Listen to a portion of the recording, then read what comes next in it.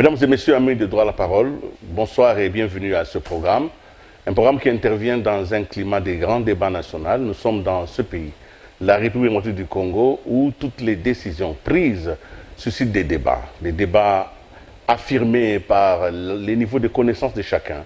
Chacun a le droit de donner son point de vue sur les questions d'envergure nationale. Les dernières décisions du gouvernement, que vous avez tous suivies depuis le 9e Conseil des ministres, des décisions relativement révolutionnaires, parce que le gouvernement nous a informé que désormais, dans les jours qui viennent, les prix des produits surgelés à l'importation vont diminuer sensiblement et les prix des billets d'avion dans certaines directions vont aussi diminuer. Ces décisions ont été accueillies avec beaucoup de joie par la Ligue des consommateurs, mais ces décisions suscitent quand même des débats et nous en avons tiré 2 ou 3 qui n'étaient pas d'accord et qui estiment que le gouvernement est en train de vendre du vent.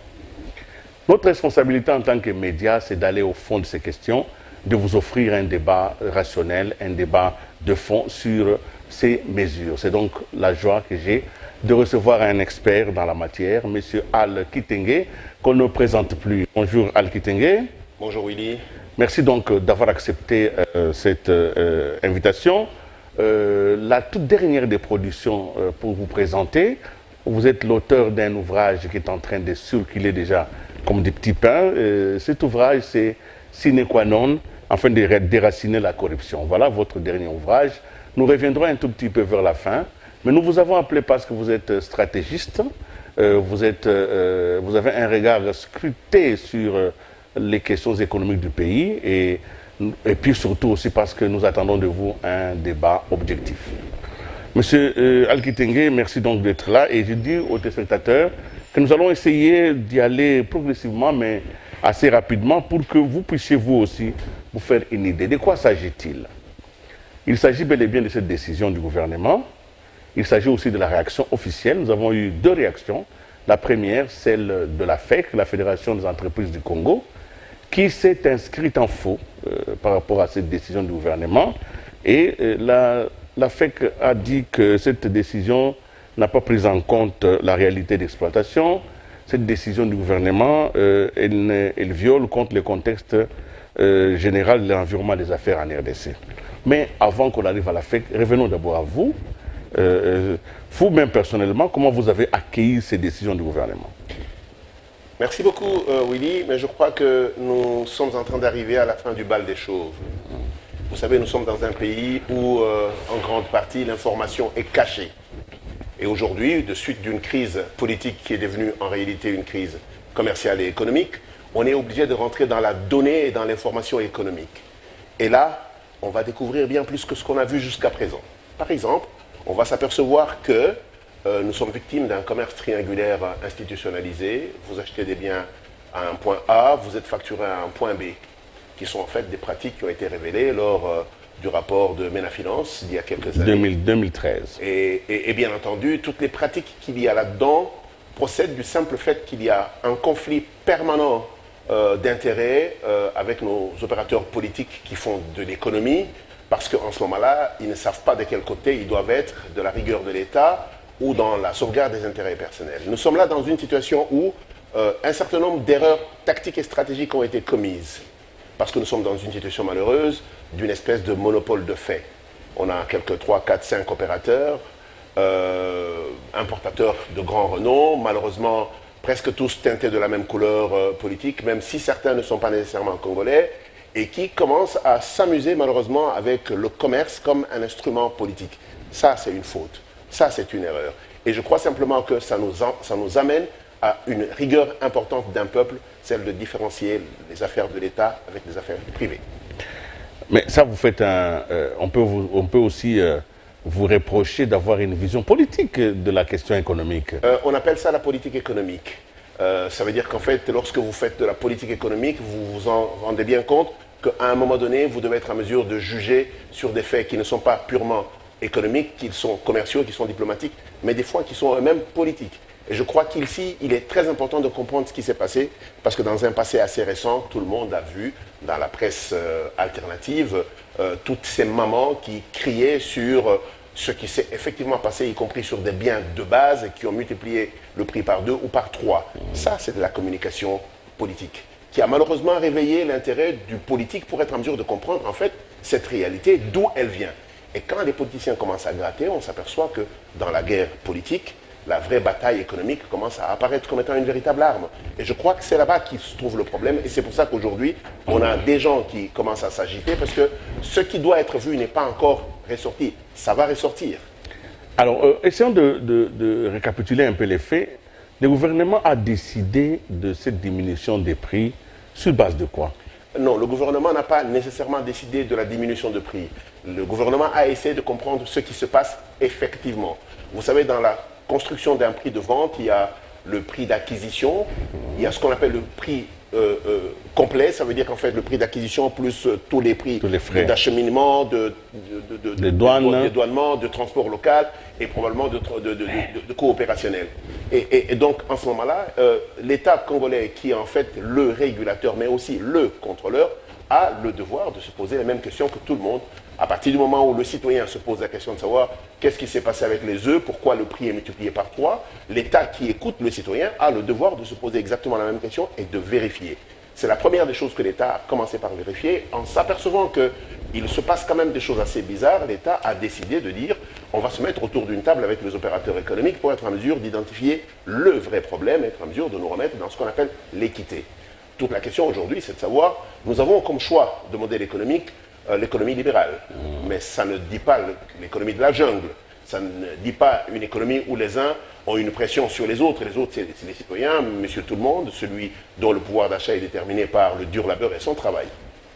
L'AFEC, dans sa réaction par rapport aux décisions du gouvernement, l'AFEC dit que le gouvernement a violé les dispositions de l'article 6 de la loi 18020 du 9 juillet 2018 relative à la liberté des prix et à la concurrence.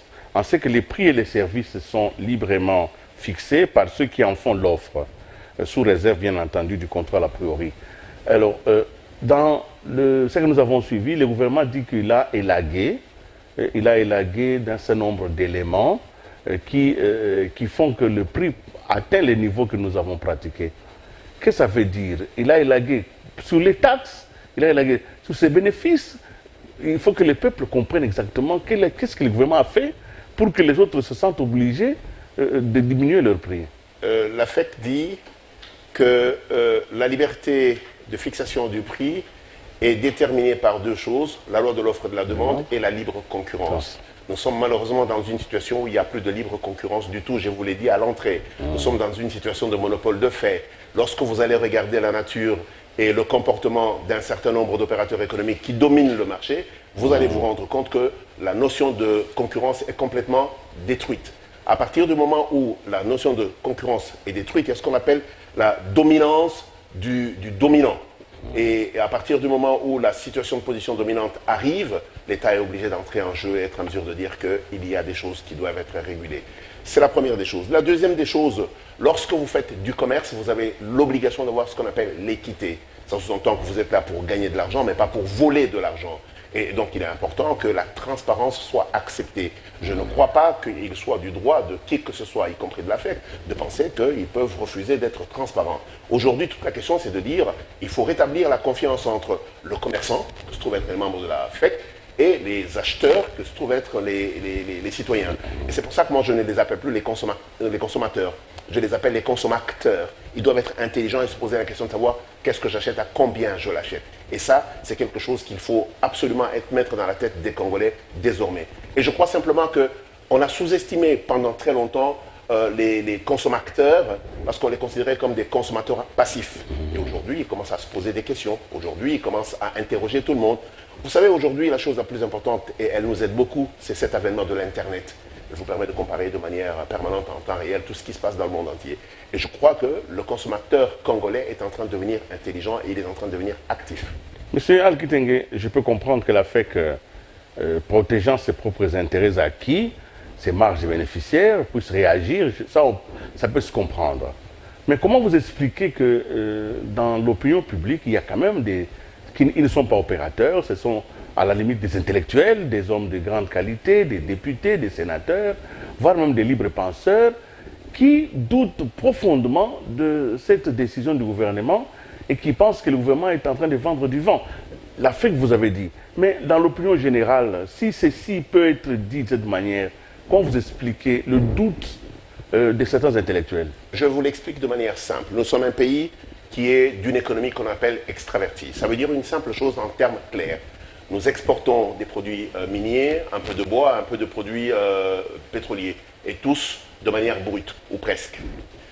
Nous importons de l'eau, des cure-dents, du poisson, de la viande et des produits de base que nous pouvons produire ici. Nous importons des produits pétroliers raffinés, nous importons quelques machines sophistiquées. Okay? Où est l'intelligence d'un peuple où vous acquérez de manière difficile un peu de devises, tout ce que vous faites, c'est de les dépenser dans des choses que vous pouvez produire localement. Je vous dis une autre chose. Le Fonds monétaire international nous donne de temps en temps de l'argent. Vous savez pourquoi? Des appuis budgétaires. Des appuis budgétaires pour justement nous permettre de pouvoir acheter les biens qui viennent de l'extérieur en nous endettant, en reculant notre capacité de pouvoir payer. Mais ça, c'est la réalité qu'il faut dire aux Congolais. La question, c'est de savoir pourquoi cet argent que l'on utilise, qu'on gagne si difficilement et qu'on utilise pour importer des biens dont nous avons la capacité ici, n'est pas investi dans la production locale. Il y a une réponse. Regardez la cartographie des acteurs économiques de l'Afrique. Vous allez comprendre toute la question. Nous sommes dans une situation où, de manière intelligente, on nous pille. Mais il faut avoir le courage de le dire. Mais on ne nous a pas pillés parce qu'on a voulu nous piller, on nous a pillés parce que, je l'ai dit au début ici, il y a toujours ce conflit permanent entre les politiques et les économiques. Et à partir du moment où nous sommes dans cette relation incestueuse, c'est très difficile de faire appliquer la règle. Et aujourd'hui, nous avons les opérateurs économiques qui ont un pouvoir qui n'est pas celui du gouvernement. De manière tout à fait réelle, on a vu dans ce pays des opérateurs économiques, dans leur représentation, être en mesure d'insulter un Premier ministre. Mais c'est ça la réalité de notre pays, il faut être en mesure de la reconnaître. Après un temps, il y a quand même, au-delà de tout ça, le citoyen qui, lui, est complètement incolore. Et il a le droit de dire la vérité. Et moi, je dis, la bataille d'aujourd'hui, c'est une bataille des chiffres. Ce qu'il faut, c'est de dire aujourd'hui quelle est la structure réelle des prix. Mais il faut dire autre chose. Qu'est-ce que les opérateurs économiques payent au fisc? Parce que les gens qui bavardent beaucoup, après, il faudrait quand même être en mesure de regarder quelle est leur situation fiscale. Qu'est-ce qu'ils payent effectivement? Quel est le rapport entre la hauteur de ce qu'ils font comme activité et ce qu'ils payent à l'État? Et là, vous allez vous rendre compte que le débat, il va beaucoup plus loin. Alors, quelle frontière vous mettez entre le contrôle légitime de l'espace économique du pays et l'acharnement et la destruction du climat des affaires? Je disais tout à l'heure à l'étudiant qui était avec moi que le climat des affaires est une notion des faibles.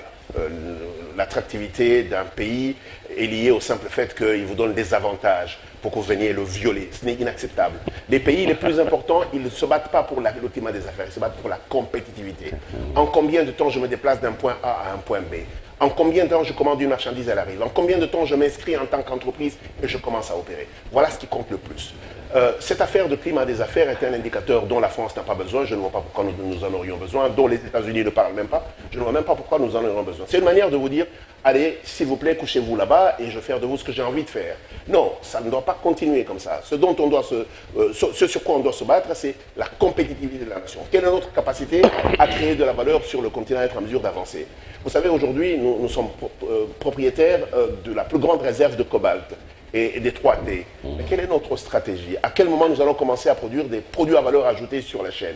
À quel moment le monde dépendra de nous de manière effective en termes de produits à haute valeur ajoutée? C'est des questions qu'on doit être en mesure de se poser. On vous dit par exemple qu'on a installé à Kigali une petite raffinerie qui coûte 15 millions de dollars. Mais 15 millions de dollars, mais c'est l'argent que les gens se tapent ici très aisément, qu'ils détournent sans que personne ne leur pose des questions. Et donc des petites unités comme ça, nous on peut en déployer 10, 15 par semaine, parce que simplement c'est de l'argent que les gens empochent. Je crois que nous devons être sérieux en tant que pays. Si on veut être un pays, on doit respecter la règle. La règle n'est pas faite pour être contournée. Et la règle, elle doit être règle pour tout le monde. Je reviens encore avec vous sur la même question, mais je la pose autrement. Les gouvernements a-t-il le moyen de cette politique qu'il vient d'entamer? Est-ce que ce n'est pas simplement un coup d'humeur momentané? En réalité, quels sont les fondements de la pérennisation de cette décision? Willy, qui est le détenteur de ces devises que les gens gaspillent? C'est l'État congolais. Le FMI, il ne prête pas aux individus. Le FMI prête à l'État congolais. C'est l'État congolais qui s'endette à terme. L'intelligence économique aurait voulu que nous ne dépensions en importation que ce que nous avons gagné en exportation pour être à l'équilibre. Si nous sommes en permanence en déséquilibre et on continue toujours à nous donner de l'argent, il faut se poser la question de savoir quel est l'intérêt de celui qui continue à nous donner de l'argent. Donc, à un moment donné ou à un autre, le seul qui est responsable dans cette situation, c'est l'État congolais, ce ne sont pas les opérateurs économiques. Est-ce que l'État congolais a les moyens de cette politique? Voilà ma question. Mais c'est l'État congolais qui détient ces moyens et donc qui a la capacité de pouvoir décider comment il les alloue. Aujourd'hui, si vous me le permettez, le conseil que je donnerais à l'État, c'est de dire, au lieu d'avoir des importations de cure-dents, de l'eau, des carreaux, des choses complètement inutiles que l'on peut produire ici, que l'on décide progressivement de passer à 30, 40, 50, 100% de production locale. Et c'est comme ça que tous les pays du monde se sont développés en se donnant une politique de développement de l'économie domestique. Et je crois simplement que on en parle de plus en plus. J'ai entendu le ministre de l'Industrie parler d'un plan d'industrialisation, mais je pense qu'il faut aussi parler d'un plan d'électrification du pays. Il est important que l'on se donne ce programme dont on parle, vous et moi, depuis de longues années, un plan stratégique de développement. Ça déterminera les acteurs stratégiques du développement. Aujourd'hui, nous avons des gens qui viennent parce que le pays est favorable à une situation bien déterminée. Ils viennent, ils bénéficient des accords spéciaux, dont le cadre d'investissement, et dès que les 7 ans ou les 5 ans ou les 3 ans en fonction de la disponibilité sont terminés, ils ferment les clics et les claques et ils partent. Et vous vous rendez bien compte que ça va du petit commerce jusqu'à la grande industrie. Et donc à un moment donné, nous devons juste être un pays avec une intelligence collective partagée. Et pour cela, il faut mettre sur la place publique l'information économique. Il n'est pas logique que l'on cache les choses qui sont du domaine public. Il est important qu'on sache qui fait quoi, en quelle qualité et de quelle manière. Évidemment, je reviens encore à vous, mais je prends un autre aspect. Là, c'était les produits surgelés et les coûts à voir à la baisse concernent aussi les billets d'avion. Qu'est-ce que vous en pensez? Est-ce que ceci n'est pas... Est-ce que c'est possible? À partir du moment où la transparence est mise sur la table, c'est possible. Ça veut dire qu'en fait, il faut juste regarder une chose importante, c'est l'étude comparative entre les 1000 km parcourus en l'air chez nous et chez les voisins. Vous allez vous rendre compte que nous avons un problème. Quel est le problème que nous avons? C'est justement là-dedans qu'il faut être en mesure d'aller regarder en détail ce qui constitue en réalité les charges que l'on met dans un billet. Et de la lecture que j'ai faite des documents qui sont passés sous mes yeux, c'est qu'il y a un certain nombre de choses dont l'État lui-même était responsable, il a décidé de les élaguer. Et il y a bien sûr un certain nombre de choses qui relèvent de la manière de gérer des entreprises qui devraient leur permettre de se rendre compte qu'à un certain niveau, il faut être en mesure de passer. Encore une fois, nous revenons sur la même situation, le manque de concurrence. Et je pense qu'il est important pour nous de pouvoir nous doter d'éléments qui nous permettent d'avoir une productivité qui donne une attractivité chez nous pour que les gens soient en mesure d'investir. Alors, à l'économie, je pose une autre question. Notre État fonctionne sur base, en tout cas les grandes ressources viennent de la fiscalité. L'État prend sur l'activité économique un pourcentage et ce qui permet à l'État d'avoir un budget et de fonctionner.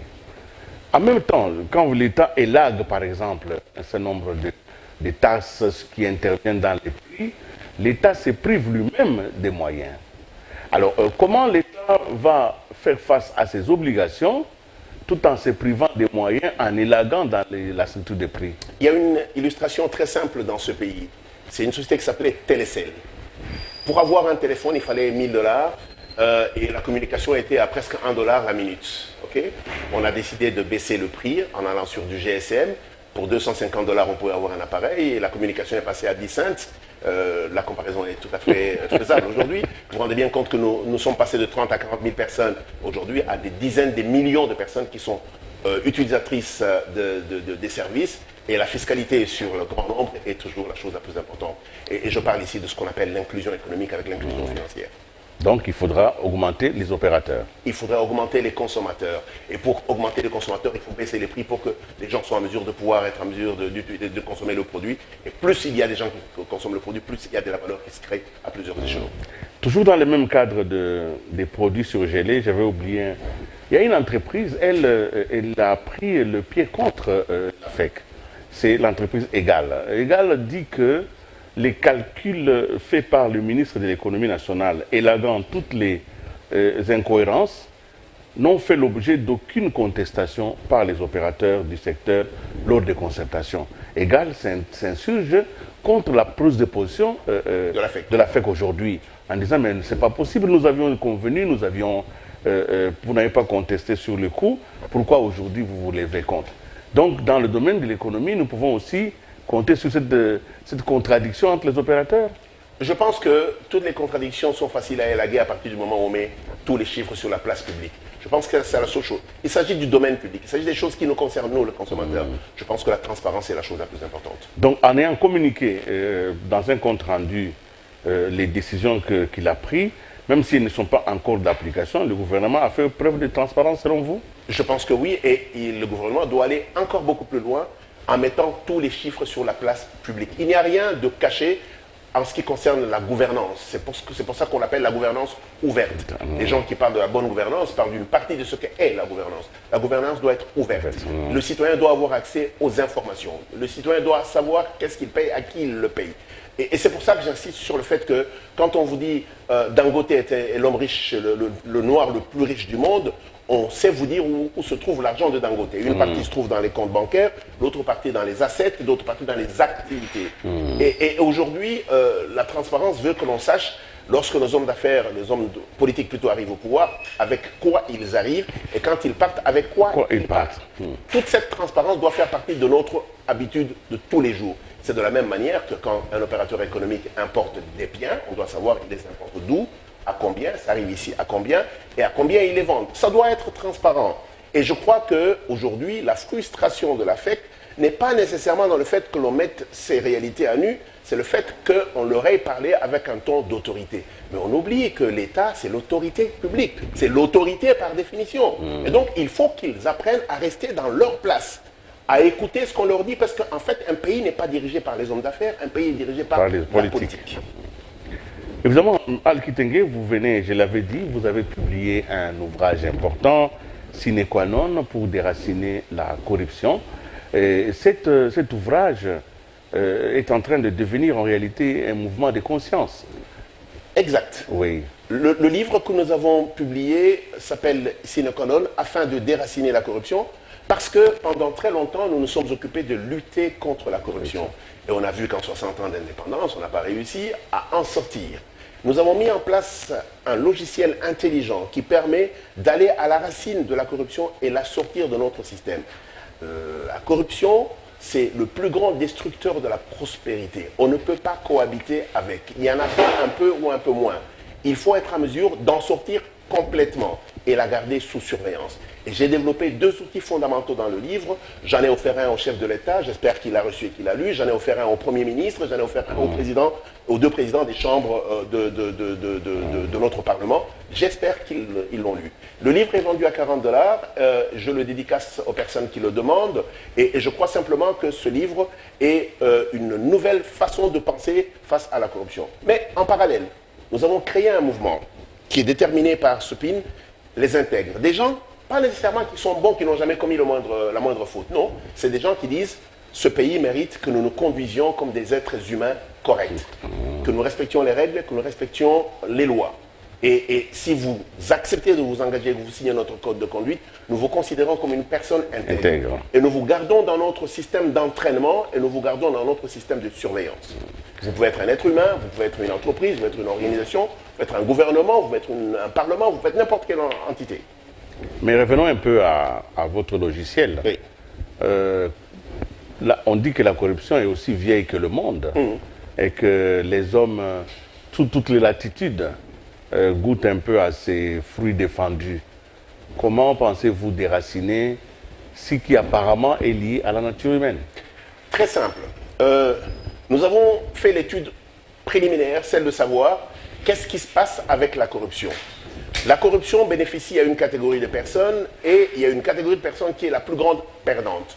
Toutes les stratégies que l'on a mises en place jusqu'à présent de lutte contre la corruption, on pense que ce sont ceux qui bénéficient de la corruption qui devraient mettre en place le dispositif pour être en mesure de la faire reculer ou de l'éradiquer. On a tous vu tous les grands échecs que l'on a connus dans le pays et dans beaucoup d'autres pays du monde.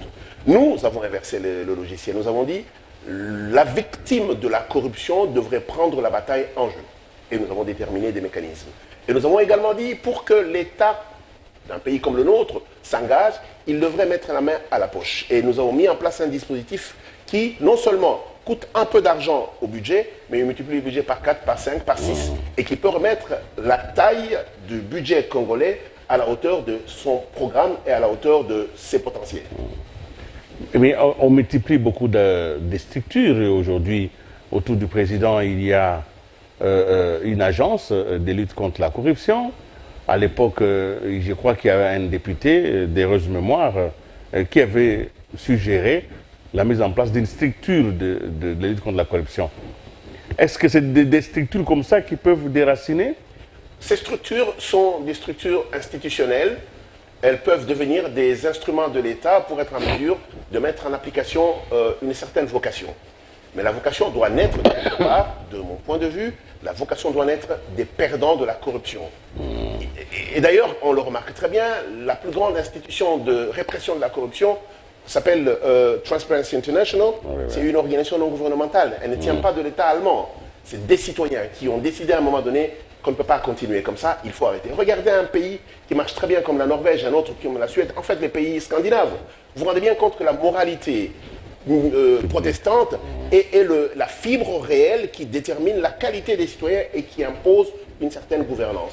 Et je pense que c'est de cette inspiration que nous tirons la valeur réelle de la nouvelle façon de regarder les choses, la nouvelle façon d'agir dans le pays, de sorte que demain devienne un pays différent. Laissez-moi vous poser juste une question, Willy. Est-ce que vous trouvez logique que nous soyons nous-mêmes colonisateurs de nos propres frères qui sont dans les milieux ruraux? Est-ce que vous trouvez logique que 80% de l'argent de l'État soit gaspillé sur 20% des personnes qui sont en milieu urbain, alors que nous savons très bien que 80% de notre population vit dans les milieux ruraux? Mais il y a quelque chose qui ne marche pas. Qu'en 60 ans, il faudrait qu'on arrête. Mais les grands arbitrages sont faits par vous, les intellectuels, par vous qui êtes. Je suis d'accord, c'est pour ça que j'ai pris ma part au jeu, c'est pour ça que j'ai écrit cet ouvrage, pour être en mesure de questionner les intellectuels. Et vous avez lu mon livre, ce que j'attends de vous, c'est qu'un jour nous ayons cette discussion d'intellectuels sur cette question du contenu de mon livre. Et j'ai eu quelques discussions avec quelques personnes. Il y a un monsieur qui m'a dit la semaine passée, je suis troublé par ce que je suis en train de lire. Nous revenons donc nous reviendrons avec vous dans cet ouvrage parce qu'aujourd'hui, ça c'est simplement d'un aperçu. Nous irons étape par étape. Nous allons en tout cas consacrer toute une émission à cet ouvrage sine qua non. Mais je reviens à vous parce que vous êtes un observateur de l'économie. Notre économie, évidemment, le gouvernement, lui-même le gouvernement, avant ces mesures qui font baisser les prix, le gouvernement a pris d'autres mesures. Il y en avait 11. Je crois qu'elles ont été adoptées au Conseil du ministre, le 8e ou le 7e, où le gouvernement a décidé d'inverser la tendance de la dépendance aux importations. C'était donc 11 mesures, parmi lesquelles la taxation, il y en a beaucoup. Il y a 38 produits. 38 produits, voilà. Donc je voudrais quand même avoir votre commentaire sur cette mesure-là. Parce que vous savez, quand il y a des réformes structurelles de puissance à l'intérieur du gouvernement, ce n'est pas spectaculaire, mais c'est quand même structurel. Il faut que ceux qui comprennent les choses puissent les amener à la consommation générale. Quelle est votre lecture de cette inversion? Est-elle possible? Elle est tout à fait possible, mais j'ai juste l'impression qu'il y a une petite erreur de casting. Le pilotage de ces mesures est au niveau du commerce extérieur. Oui. Ça, c'est la porte de sortie. Le plus grand arbitre, ça devrait être le ministre des Finances, celui qui détient la caisse de l'État, celui qui détient les devises de l'État. Il devait décider d'une liste blanche et d'une liste noire, des produits que nous n'importerons plus jamais. Il est ridicule et insensé d'être un pays qui importe de l'eau parce que ça s'appelle San Pellegrino. Excusez-moi. Il est ridicule pour un pays d'importer de la viande du Brésil alors que nous avons du cheptel sur le territoire et qu'on peut la valoriser. Il est ridicule d'être un pays avec autant de cours d'eau et de continuer à importer du poisson comme si on n'a jamais compris que la moitié de cet argent suffirait pour être en mesure de produire le poisson localement. Je crois que moi, ce que j'ai envie de dire au gouvernement, c'est que le vrai pilote de ça, celui qui a les armes, ce n'est pas le ministre du Commerce, c'est le ministre des Finances. Il n'a qu'à dire, vous voulez importer, il n'y a aucun souci. Voici la liste des produits positifs, voici la liste des produits négatifs. Vous ne pourrez pas importer ou utiliser les devises que nous acquérons par endettement vis-à-vis du Fonds monétaire international pour être en mesure d'aller importer des biens de consommation sans aucun effet d'impact. Ça n'a aucun sens. Et si lui, il décide de ça, vous allez voir que très rapidement, on va avoir ici des opérateurs économiques qui vont commencer à faire de la production.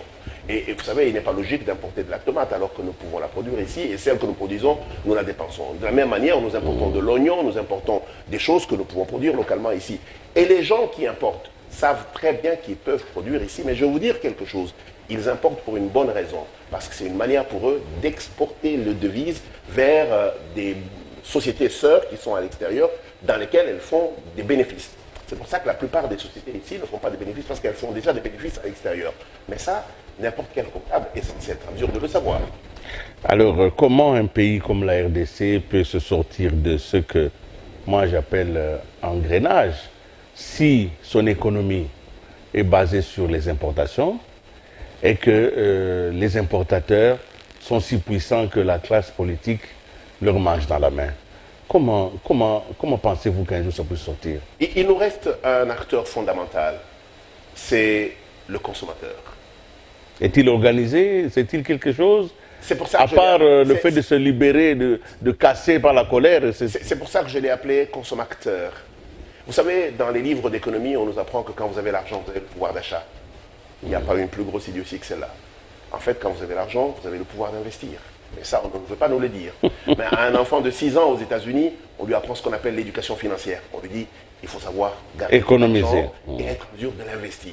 Mais à nous, on dit, votre argent, il faut consommer. Le dépenser. Okay? Donc, de plus en plus, nous travaillons à éveiller les Congolais sur cette capacité, cette importance d'investir. Vous êtes certainement au courant que nous avons mis en place une série de 50 supermarchés. Nous avons commencé par un qui s'appelle Mabel et Cop. C'est de l'argent des Congolais pour faire des supermarchés, pour vendre les biens que nous consommons dans les supermarchés. Pour que les gens n'aient pas le complexe d'aller acheter des biens par terre, qu'ils les achètent transformés ou pas, mais dans un environnement correct. Le jour où nous allons avoir les 50 supermarchés déployés dans la ville, nous allons changer les règles. Et je crois que simplement ce que nous essayons de faire aujourd'hui, c'est de dire, avant que l'État ne commence à comprendre, parce qu'il est toujours le dernier à comprendre, les consommateurs devraient être en mesure de comprendre que leur pouvoir n'est pas un pouvoir d'achat, c'est un pouvoir d'investir, un pouvoir de devenir plus riche. Pour terminer, évidemment, je reviens sur les concepts que vous venez d'ailleurs de développer, les consommateurs. Comment on le devient et quelles sont les conditions pour être un bon consommateur? Décider de ce qu'on achète. Et quand vient le moment de décider qu'on achète congolais, être fier d'acheter ce que le pays produit. Parce que lorsque vous achetez des biens importés, ça veut dire que vous payez des salaires à l'étranger, ça veut dire qu'en fait vous développez de l'autre côté. Et ce n'est pas raisonnable pour un citoyen, un patriote, de se retourner vers les politiciens en disant « donnez-moi les emplois ». Mais lorsque vous avez votre argent, au lieu de financer les emplois ici, financez les emplois à l'extérieur. Et je pense que le premier élément pour devenir consommateur, c'est celui d'être responsable vis-à-vis de l'argent que vous détenez. Nous allons conclure cette émission, M. Al-Kitenge, et je reviens au thème principal. Et je vous pose la question maintenant de foi. Est-il possible dans les jours qui viennent que nous puissions effectivement assister à l'achat, par exemple, d'un carton de cuisses surgelé à 10 $, tel que ça a été dit dans les contrats du gouvernement? Pouvons-nous maintenir cette position ou doit-on reculer parce qu'elle est réaliste? Voilà ma dernière question. La question est bien posée, la réponse va être droite. Nous avons l'obligation d'offrir aux Congolais le vrai prix. On n'a pas le droit de le voler, et on n'a pas le droit non plus de voler les opérateurs économiques. Que la transparence tranche. Et donc aujourd'hui, j'espère en passant que le ministre de l'économie, qui a osé mettre des chiffres sur la place publique, est responsable de ces chiffres. Et s'ils ont été discutés au gouvernement, le gouvernement n'a pas le choix que d'avancer et de nous démontrer qu'il avait raison. Je suis consommateur, exactement comme vous. Il y a des gens qui ont un pouvoir d'achat moindre que le mien. Aujourd'hui, ce que j'ai envie de dire, c'est que je voudrais que leur argent corresponde à une véritable puissance en termes d'acquisition des biens et des services. Et je crois que ce n'est que équité. Et aujourd'hui, les opérateurs économiques qui pensent qu'ils vont perdre, qu'ils regardent à combien de temps ils nous ont volé. Et s'ils regardent ça, ils devraient avoir la conscience tranquille pour se dire alignons-nous à la réalité. Je crois simplement que, encore une fois, la seule chose qui doit être en mesure de nous guider, c'est la transparence. Ce que je souhaite, c'est qu'on ne vole personne, ni les opérateurs économiques, ni les citoyens, et que nous ayons ce qu'on appelle un commerce équitable. Merci beaucoup. Nous aussi, on ne va pas voler votre temps. Nous en avons consommé celui que vous nous avez prêté. avec plaisir de vous retrouver dans une autre émission. Je voudrais en votre nom à tous remercier Al Kitenge qui a accepté de partager avec nous tout ce que nous avons compris aujourd'hui. En tout cas, je retiens un mot de cette conversation.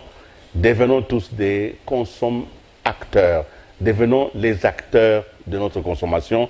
Mieux encore, devenons effectivement, ayons le pouvoir d'investir, pas seulement celui de consommer, d'acheter. Au revoir et à la prochaine.